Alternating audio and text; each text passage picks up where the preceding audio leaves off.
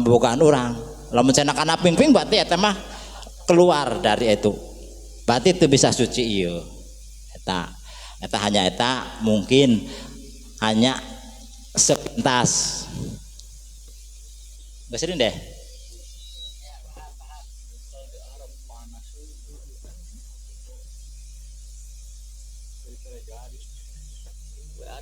Asbes termasuk muka loh ya. Asbes. Apa keramik ke muka lah bener. Cek. Geus deh paraham geus paham. Bagus. Yang geus arep paham atuh aya penjelasan deui. Kalah magang nu beretek deui.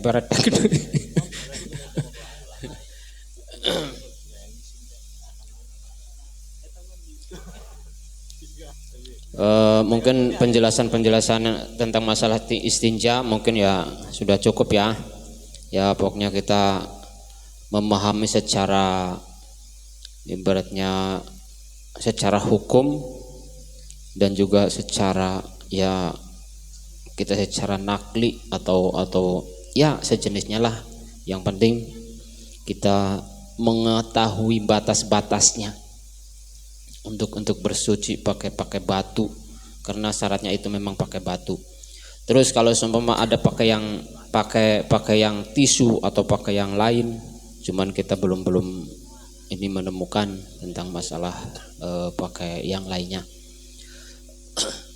Kemudian untuk pertanyaan-pertanyaan yang kemarin yang memang sudah melanda kemana-mana, sudah viral kemana-mana. Kalau Mang Opung itu cuman hanya sekedar gitu dalil tapi bukan berarti pakai dio, tapi dia pakai rokok dalil itu mah. Untuk penjelasan yang memang istilahnya penjelasan yang kemarin, pertanyaan kemarin itu memang sangat inilah sangat sensitif sekali. Artinya pertanyaan-pertanyaan yang memang istilahnya memang bisa disebut di luar koridor pertanyaan. Kemarin memang ada pertanyaan gimana Islamnya seseorang kalau memang istilahnya dia tidak melakukan salah satunya, apakah itu masih dikatakan Islam atau dikatakan kufur? Ya, menurut istilahnya ini ibarat kita memakan sayuran. Ini sebagai dalil-dalil nakli saja. Kalau kita memakan sayuran, kalau memang tidak ada salah satu yang itu rasanya kurang, artinya mungkin secara tidak langsung Islamnya seorang itu belum sempurna. Artinya apa? Dia tahu hukum-hukum Islam, dia tahu hukum-hukum yang bahwa rukun Islam itu ada 5, cuman dia tidak melaksanakan ataupun dengan sengaja ataupun tidak disengaja, ataupun memang dia sengaja meninggalkannya. Kalau menurut saya, kalau seumpama dia tidak melakukan salah satunya, seumpama taruhlah itu istilahnya haji, memang itu kalau memang ya kalau sudah mampu ya, itu kan juga kita belum yang namanya istilahnya kita kalau memang ya belum mampu namanya belum mampu, tetap kita belum bisa sempurna. Akan tetapi kalau memang kita sudah dikatakan sempurna Islam seseorang, itu memang sudah melaksanakan rukun Islam yang 5 itu. Tapi toh kalau seumpama dia tidak melakukan, seumpama puasa, tahu bahwa puasa itu wajib, Kalau memang tidak puasa, dan itu pun di sono ada peraturan puasa. Peraturan puasa caranya yang memang sudah jompo, ada kerusuhan, dan juga bagi anak laki-laki yang masih kecil ataupun anak-anak ya, itu masih ada kerusuhan. Untuk sementara, apakah itu dikatakan Islam? Ya tetap dikatakan Islam, cuman yang namanya Islam itu kan rahmatan lil alamin. Ya enggak? Rahmatan lil alamin artinya fleksibel lah, fleksibel. Di samping fleksibel, justru Islam itu membuka dengan luas. Membuka dengan luas, dengan segala cara kita tetap dikatakan Islam. Tapi memang kita tidak bisa mengatakan kalau tidak melakukan salah satunya itu dikatakan kufur, itu tidak bisa. Lah itu dalilnya rahmatal lil alamin. Islam itu rahmatal lil alamin. Ya itulah, mungkin cuman itu saja. Barangkali ada yang lain. Ayo Naka jawab. Saya bertanggung jawab dengan pertanyaan saya. Pak Ustadz Hasim, kalau membandingkan antara rukun Islam dengan jangan asem, rasanya tidak apple to apple, berbeda antara keislaman dengan jangan asem. Apabila tidak dikasih asem rasanya kurang seger. Kalau dikatakan sekarang Pak Hasim punten, orang ketika sholat meninggalkan rukun sah apa tidak? Tidak. Tidak, sama-sama rukun ini ya. Kemudian orang ketika tidak menjalankan rukun Islam, Islamnya sah apa tidak? Sah. Kenapa di antara dua rukun ini kok jawabannya berbeda? Iya, padahal sama-sama rukun. Nah, teman-teman perlu kita pahami bahwa sebenarnya antara rukun sholat maupun rukun puasa dengan rukun Islam itu, menurut yang saya baca itu ada sedikit perbedaan. Kalau yang namanya rukun iman dan rukun Islam itu, rukun itu diartikan sebagai dasar, bahwa ketika seseorang pengen dia mengaku bahwa dia beragama Islam, maka dia harus melaksanakan dasar-dasar atau arahan maupun perintah dari Allah. Salah satu kriterianya adalah yang lima itu. Tapi ketika rukun yang dalam kapasitas itu beribadah, maka apabila salah satu kita langgar atau kita tinggalkan, maka akan berakibat menjadi tidak sah amalan tersebut. Itu barangkali ada yang mau menambahi. Tapi kalau yang dikatakan Pak Ustadz Hasim betul, Islam itu rahmatan lil alamin, betul sekali. Islam itu membawa rahmat bagi seluruhnya, bukan hanya manusia, bahkan tumbuhan, baik binatang, semuanya itu berguna. Tidak ada yang tidak berguna di dunia ini, termasuk yang rembetek itu berguna. Iya, karena Islam adalah agama yang rahmatan lil alamin. Monggo Mas Alfa. Cek. Masuk Pak Hafiz. Ini PR yang luar biasa ya. Jadi rukun menurut bahasa tadi adalah pondasi atau dasar dari akidah kita. Tapi kalau menurut istilah, rukun adalah sesuatu yang harus dipenuhi syarat-syaratnya dalam pekerjaan tersebut. Nah, yang dimaksud di sini adalah rukun, dasar-dasar akidah kita yang harus dipenuhi sebagai orang Islam. Bahwasanya orang Islam itu dasar-dasarnya ada 5. itu baru dasar, belum pokok-pokoknya, belum penyempurnanya. Jadi walaupun seseorang sudah membaca syahadat, sholat, zakat, puasa, bahkan haji, itu baru dasarnya saja, belum sempurna berarti. Maaf Pak Ustadz Hasim, rada beda.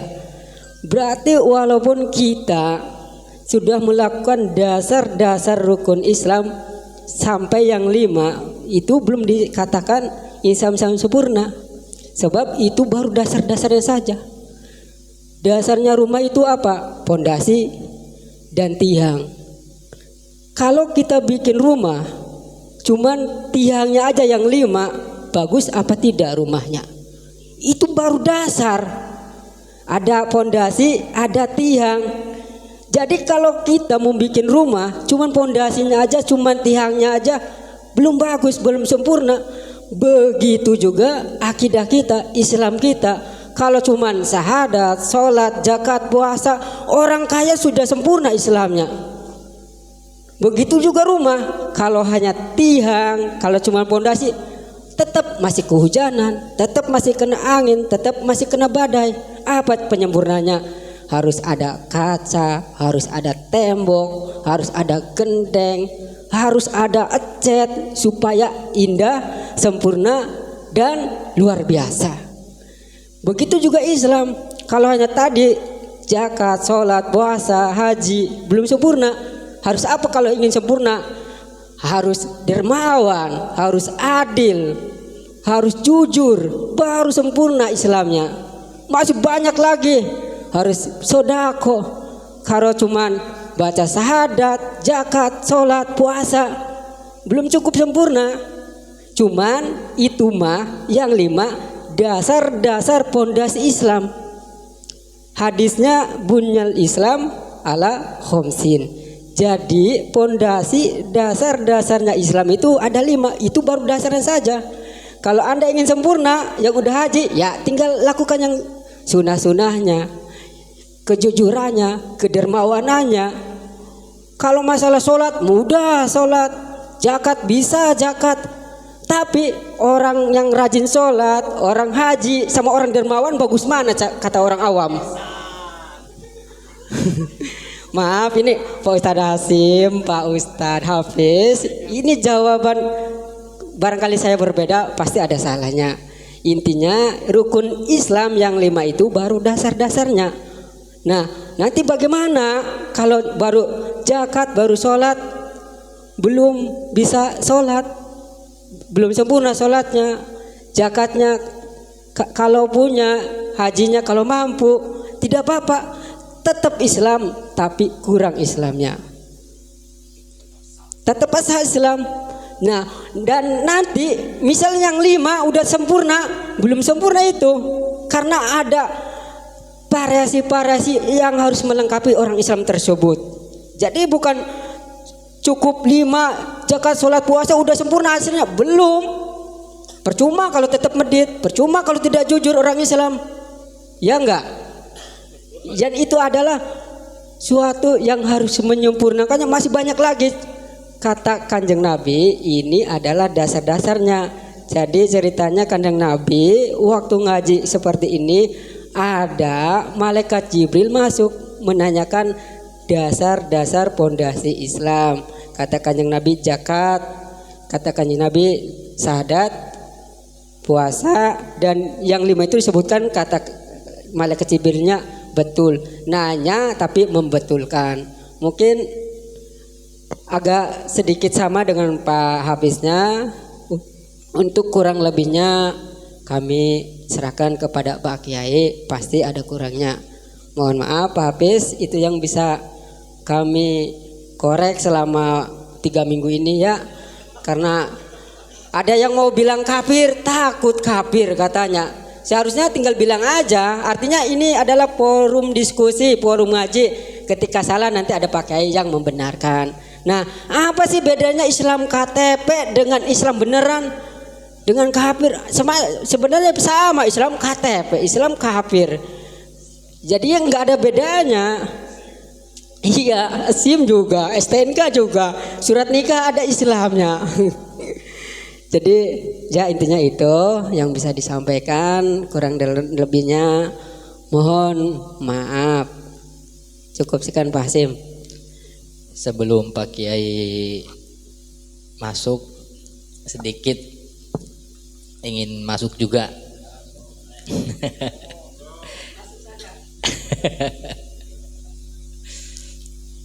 Jadi sebenarnya pertanyaan dari Mas Hafiz itu terkait rukun.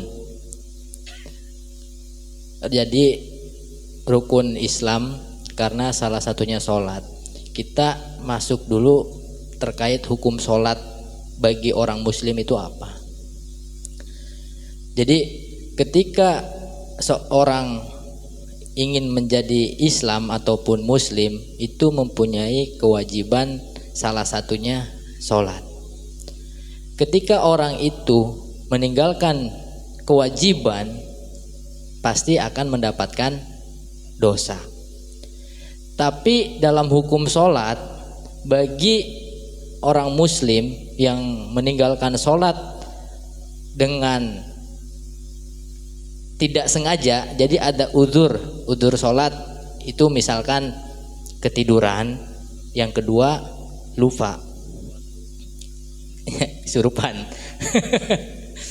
Jadi ketika memang orang muslim itu meninggalkan sholat, lupa ataupun ketiduran, itu diwajibkan untuk mengqadha sholatnya, tapi tidak mendapatkan dosa karena ada udzur sholat.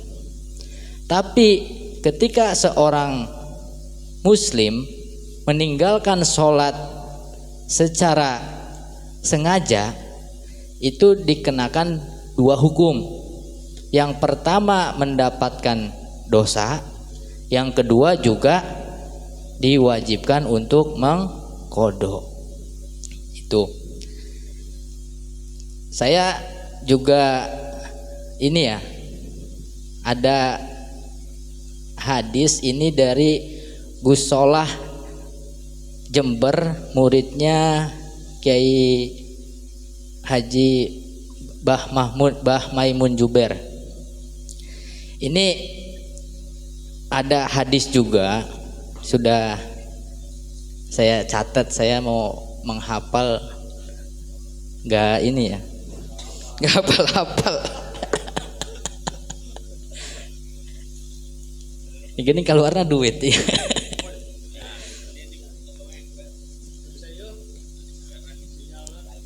Ini ada hadis, man taroka sholah muta'ammidan faqad kafaro jiharon. Jadi man taroka, barang siapa man taroka sholat, barang siapa yang meninggalkan sholat muta'ammidan dengan sengaja, faqad kafaro jiharon, maka sungguh ia telah kafir secara terang-terangan. Ini hadis riwayat Ahmad nomor 22.128. Ini dikatakan hadis yang hasan ya. Nah, jadi kita bisa garis bawahin, memang ketika seorang muslim itu dikenakan ataupun mempunyai kewajiban-kewajiban yang harus memang dilaksanakan. Misalkan contohnya rukun iman. Ketika kita tidak percaya dengan malaikat, itu kita dikatakan orang yang sudah iman atau belum? Karena kita ketika ingin menjadi iman, rukun iman, harus percaya dengan rukun-rukun iman yang ada 6. Salah satunya percaya dengan adanya malaikat. Begitupun rukun Islam. Jadi yang kita bahas pada pertemuan pertama, Arkanul Islami Khomsatun, itu ada 5.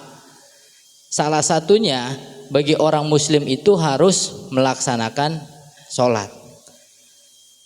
Tapi ini pun harus digarisbawahin. Jadi yang disampaikan Mas Nanto, yang disampaikan Ustadz Hasim, sebenarnya benar semua, karena memang yang hadis-hadis terkait meninggalkan sholat ini bukan hanya yang tadi saya bacakan. Memang ada beberapa hadis, tapi saya mengutip salah satunya. Itu pun tidak bisa diambil secara global. Memang orang yang dihukumi Islam yang meninggalkan sholat itu kafir. Ini kan kita ibaratnya sedang diskusi. Kalau secara spesifik, memang orang Islam itu dituntut beberapa kewajiban yang harus dilaksanakan. Juga contohnya tadi disampaikan Ustadz Nanto, ketika kita membuat rumah tapi tidak ada pondasi, ya rumah itu nggak bakal lama, bahkan tidak kuat, ibaratnya kayak gitu. Dan misalkan seorang muslim terang-terangan, saya tidak mau sholat, padahal sudah tahu waktunya sholat, ini udah waktu misalkan sudah maghrib, kita lagi ngopi nih, sore-sore lagi ngopi, sudah masuk waktu maghrib, tapi kita masih melanjutkan ngopi dan ngudut sampai masuk waktu isya. Itu secara terang-terangan kita meninggalkan sholat, lebih mementingkan kopi daripada sholat, daripada udut. Itu kan sudah jelas. Kalau misalkan contoh yang spesifiknya seperti ini, sebenarnya setan diturunkan dari neraka, dari surga, diturunkan dari surga ke dunia dan nanti dijebloskan ke neraka. Itu salahnya apa? Satu, sombong. Padahal setan ini salah satu makhluknya Allah yang nurut. Jin ini makhluk Allah yang sangat nurut, sangat apa yang diperintahkan itu dilakukan oleh jin. Cuman karena jin ini mempunyai sifat sombong dan diturunkan ke dunia, nanti akan dijebloskan ke neraka. Kita sebagai manusia punya kewajiban untuk melaksanakan sholat, dan kita meninggalkannya itu kan melebihi dari jin. Kita juga mempunyai sifat sombong, bahkan itu lebih daripada setan. Bahkan kata Sujiwo Tejo,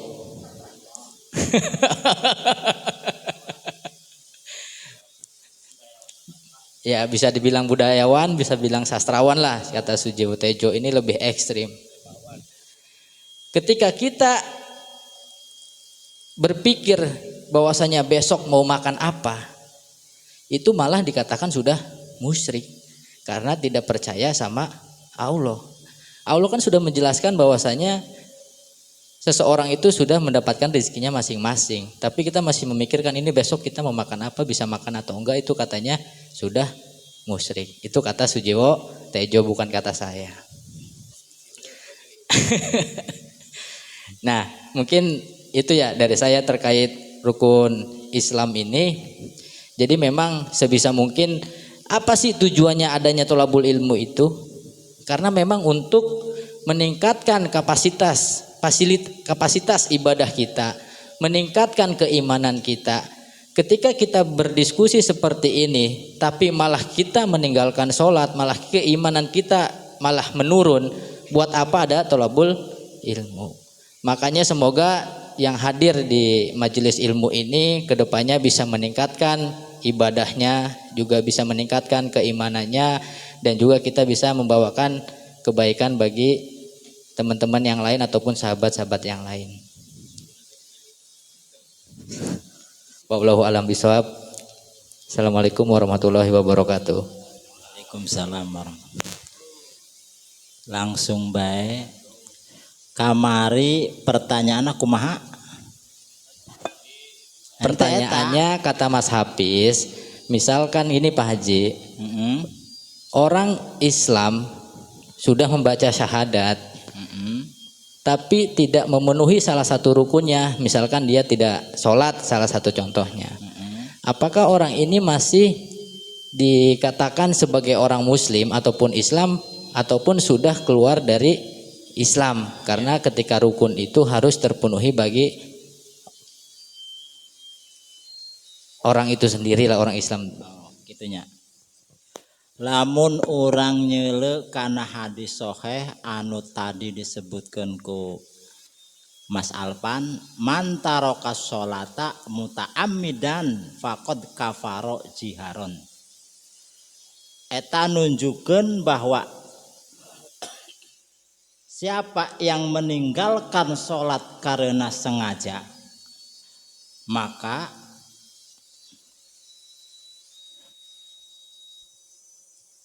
sungguh ia telah kafir secara tegas.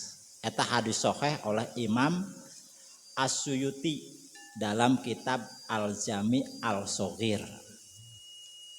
Berarti disebutkan secara asli nama eta jalma anu ninggalkeun salat eta disebutkan Islam kafir. Eta dina secara tegas. Tapi aya deui dina sebagian kitab nyaeta kitab keterangan dari kitab fikih ahli sunnah nomor 26 eta disebutkeun hadis anu tadi teh eta nunjukkeun bahwa jalma Islam eta geus ingkar ta'acan, geus murtad ta'acan. Lamun cenah jalmana geus murtad, geus ingkar tina ajaran Islam aliasna geus keluar tina ajaran Islam aliasna murtad, berarti eta teh henteu disebut jama Islam aliasna jalma kafir. Tapi lamun jalma eta can murtad masih keneh jama Islam daek ngalaksanakeun walaupun kadang-kadang alias nanti keluar tina Islam, eta bisa disebutkeun masih disebut jalma Islam tapi Islamna Islam pasek. Islam pasek. Anu aran paseknya eta tidak peduli terhadap perintah Allah. Seseorang melakukan perbuatan anu dilarang, anu diieu ku Allah lah eta. Jadi teu daek ngalaksanakeun perintah Allah. Berarti eta masih esah keneh disebutkeun jalma Islam tapi Islam pasek.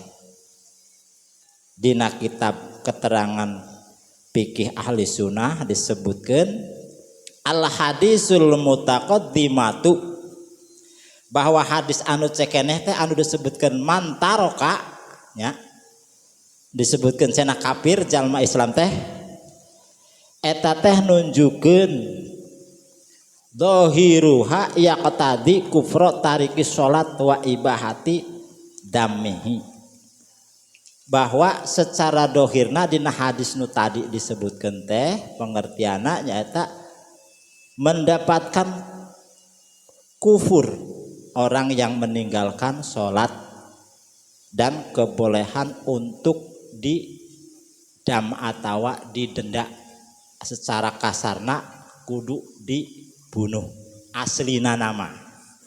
Memangnya kudu dibunuh aslina nama eta. Walakinna katsira min ulama is-salaf wal khalaf, adapun akan tetapi banyak ulama dari kalangan ulama salaf dan khalaf, minhu Abu Hanifah wa Malik wa Syafi'i, di antara Imam Abu Hanifah, Malik dan Syafi'i menyatakan ala annahu la yakfuru bal yafsuku. Kenyataannya bahwa orang yang meninggalkan sholat tadi tersebut tidak kafir namun fasik. Jadi disebutna Islam fasik. Ai disebutkan Islam kafir mah singan tegas teuing. Yustababu dan disuruh bertobat jalma eta teh. Fa illam yatub lamun teu daekeun tobat kutilah hadan kudu dipaehan aslina cek Imam Hanafi ejengeun Imam Syafi'i eta dina kitabna teh. Jika terus kadiana ingda Malik wa Syafi'i wa ghairima wa qala Abu Hanifah la yuktalu. Maka menurut Imam Malik dan Syafi'i serta lainnya ia harus dibunuh tadi seperti tadi harus dibunuh. Harus dibunuhnya tadinya. Eta petugas. Eta wa ghairihima harus dibunuh. Wa qala Abu Hanifah la yuktalu bal yu'azzaru. Tapi menurut Abu Hanifah eta teu usah dibunuh ieu. Cukup yuktalu bal yu'azzaru balik ditajir. Ditajir. Atawa wayuh sabu wayuh basu baati di penjara. Hatta yusolli sehingga jalma eta daek ngalaksanakeun salat eta di dia. Jadi kesimpulanna bahwa jalma Islam nu di Indonesia ieu satungtung manehna can ingkar atawa murtad maka jalma eta tetap disebutkeun Islam fasik. Eta kesimpulanana. Ulah nyebutkeun Islam kafir sing tegas teuing. Eta kira-kira pahamnya? Eta paling kesimpulanna eta siga kitu. Singan kurang ieu mah engke dijeule dina kitab Fikih Ahli Sunnah. Dijeule kandeg baroga ieu tuh meureun. Geus eta meureun paling urang eta bisa natah siga kitu. Sok nu udud ka dia. Geus eta heula kira-kira kumaha sok mangga anu bisa aya anu kurang canggal. Ya, saya yang punya pertanyaan. Ya memang sahabat-sahabat, apa yang saya tanyakan kemarin itu sebenarnya jawabannya betul apa yang dikatakan Pak Haji Unus. Kita perlu garis bawahi bahwa rukun dalam ibadah, dalam sholat itu berbeda dengan rukun dalam rukun Islam. Jadi seperti yang saya sebutkan, ketika orang melaksanakan ibadah baik sholat maupun puasa meninggalkan rukun, maka sholat dan amalan ibadahnya itu tidak sah. Itu kesimpulannya ya, jelas tegas. Sholat nggak baca Fatihah tidak sah. Wudu nggak niat tidak sah. Ya. Kemudian rukun Islam itu seperti yang dikatakan oleh Pak Ustadz Nanto, bunyal Islamu ala salah satu nama khomsin ya, bahwa yang namanya rukun Islam itu adalah dasar seorang manusia dalam menjalankan agama Islam. Orang kafir mau masuk Islam harus syahadat. Nah, perihal tentang orang yang tadi meninggalkan sholat, maka orang tersebut tidak dikatakan kafir. Karena hadis yang mengatakan bahwa dia kafir adalah hadis yang statusnya itu bukan apa ya Mas Atang? Bukan apa Ustaz? Bukan soheh, tapi tingkatan hadis itu masih hasan. Yang namanya hadis hasan adalah Perawine itu ketika mendengarkan dawuh Nabi masih ngantuk. Jadi ini benar apa tidak ya? Maka ketika dia berucap mengutarakan hadis, statusnya masih hasan.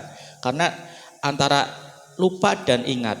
Tapi kalau sahih berarti jelas itu kuat hadisnya. Oleh karena itu, karena kita madhab Hanafiyah, maka ya sudah. Ketika kita tidak melaksanakan sholat, maka kita adalah Islam fasik. Yang perlu digarisbawahi ya teman-teman.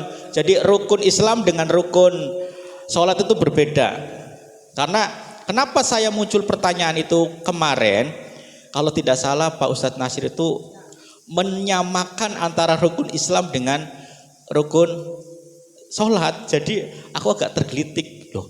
Rukun Islam dengan rukun itu kok sama gitu. Padahal kan sesuatu yang berbeda gitu. Tapi segala sesuatu yang ada di dunia itu pasti memiliki manfaat. Manfaatnya apa? Manfaat positifnya ketika saya muncul pertanyaan, maka semuanya pada tolabul ilmi, baik daring maupun luring. Topur lagi ngelayani apa topur? Telur gulung sambil mikir dalil naon itu. Atang sampai menulis hadis yang hasan ditulis. Ya, Mas Oji rupanya tadi scroll naon yang ini jawabannya. Sampai Pak Haji Unus alhamdulillah mutolaah kembali kitab-kitab yang mungkin dianggurkan ya itu. Monggo dilanjut, kesimpulannya sudah jelas antara rukun ibadah dengan rukun Islam itu berbeda pengertiannya itu. Monggo kita menginjak acara yang pembahasan berikutnya. Saya mau mengingatkan nih tentang hukum rokok. Bagi saya itu rokok haram. Haram, Bung.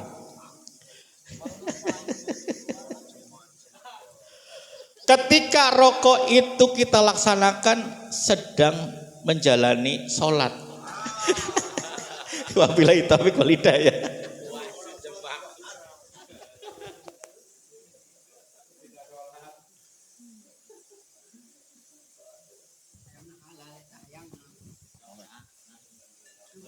Barangkali ada.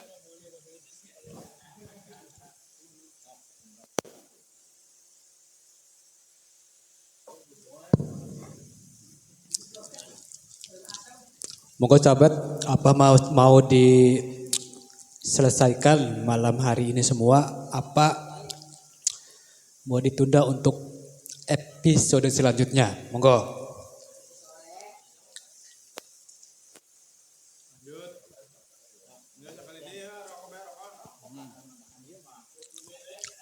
Monggo Mas Alpan.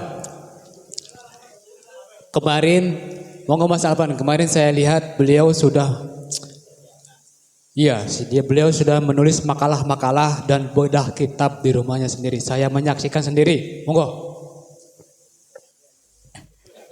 Ini yang punya pertanyaan siapa ini? Wah Obed ya. Wah Obed, kalau misalkan hasilnya haram, mau lanjut rokok atau mau berhenti Wah Obed?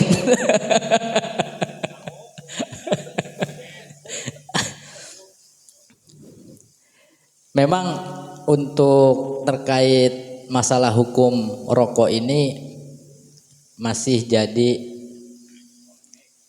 bisa dibilang polemik, bisa masih jadi secara spesifik memang tidak ada dalil ataupun hadis-hadis yang menyebutkan terkait hukum rokok, tidak ada. Jadi memang untuk hukum rokok ini ada beberapa ulama yang memang mempunyai ataupun mempunyai dasar masing-masing, itu pun yang menghalalkannya, memakruhinya, mengharamkannya, ataupun yang memberikan hukum-hukum apa saja. Ulama-ulama ini mempunyai dasarnya masing-masing. Tapi kita kembali lagi terkait konteks rokok. Memang secara tekstual, secara ilmu kedokteran, ini rokok mengandung zat-zat yang bla bla bla apa.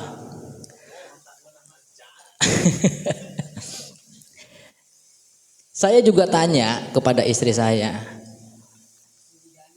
lebih suka punya suami yang ngerokok atau enggak? Katanya enggak, Mas Opung. Saya kira kebanyakan istri-istri kita di rumah, kebanyakan perempuan, ibu-ibu bisa dikatakan ketika ditanya pilih suami yang merokok atau tidak, pasti jawabannya tidak. Mayoritas. Tapi kenapa ulama khususnya NU itu tidak memberikan secara eksplisit hukum rokok itu haram? Kita juga digarisbawahin lagi. Indonesia 174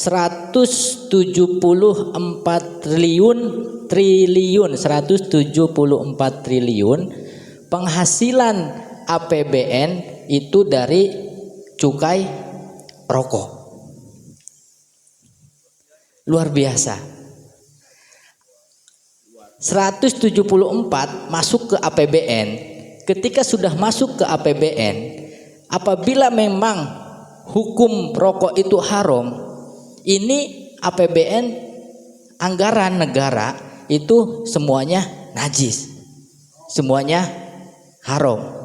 Misalkan APBN ini digunakan untuk pembangunan jalan, ulama-ulama yang menghukumi rokok itu haram gak boleh lewat jalan tersebut karena jalannya najis atau haram karena dari uang haram. Makanya ulama NU ini kebanyakan sebagian besar menghukumi rokok itu makruh. Sekarang tinggal ditanya saja yang dari awal, misalkan kamu kenapa enggak ngerokok? Waib kenapa enggak ngerokok Waib? Gus Opung kenapa ngerokok Gus Opung? Karena kalau enggak ngerokok pusing, berarti halal. Mas Hafiz kenapa enggak ngerokok? Karena kalau ngerokok paru-parunya sakit, berarti haram. Wah Obed kenapa ngerokok? Karena kalau nggak ngerokok nggak ada hiburan lain. Saya nonton orjennya terseneng, main gapleh terseneng, hiburan saya cuman ngerokok bari ngopi, berarti halal. Jadi untuk hukum rokok secara dalil, secara eksplisit memang tidak ada menyebutkan. Tapi mungkin dari Pak Haji atau yang lainnya mempunyai dasar-dasar dalil yang memang menyebutkan hukum rokok itu apa, monggo. Itu dari saya.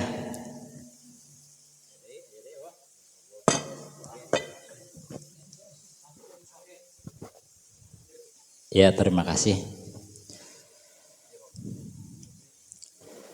Pertanyaannya bagaimana hukumnya merokok?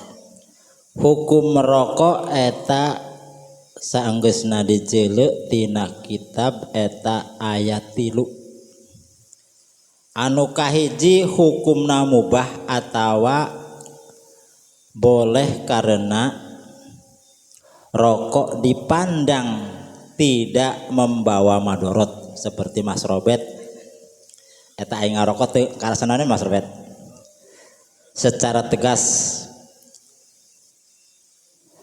Terus anu kadua hukumna makruh karena rokok membawa madorot relatif kecil.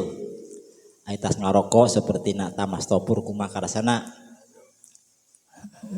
Eta anu katilu bisa dihukuman haram karena rokok secara mutlak dipandang membawa banyak madorot berdasarkan informasi mengenai hasil penelitian medis bahwa rokok dapat menyebabkan berbagai macam penyakit dalam seperti kanker cena, jantung, jeung nu sejenna.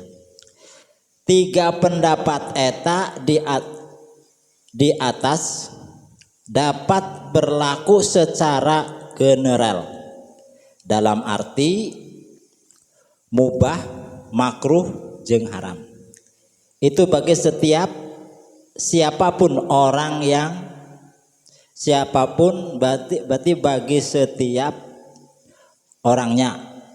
Maksudnya makruh dan haram itu bagi siapapun orangnya. Jadi di hukuman tergantung diri dewek-dewek. Namun bisa jadi tiga hukum tersebut berlaku secara personal, berarti tergantung dewek masing-masing ya. Dengan pengertian setiap personal akan terkena hukum yang berbeda sesuai dengan apa yang diakibatkannya. Seperti Mas Robert macana teh kumaha, Mas Topur macana ada aya karasa saeutik, angot anu leuwih berat mah anu buka penyakit jantung eta. Baik terkait kondisi personnya atau kuantitasnya yang dikonsumsinya. Tiga tingkatan hukum merokok tersebut baik bersifat general maupun personal terangkum dalam paparan panjang Abdurrahman bin Muhammad ibnu Husain ibnu Umar Ba'alawi di dalam Bughyatul Murtasidin halaman 260.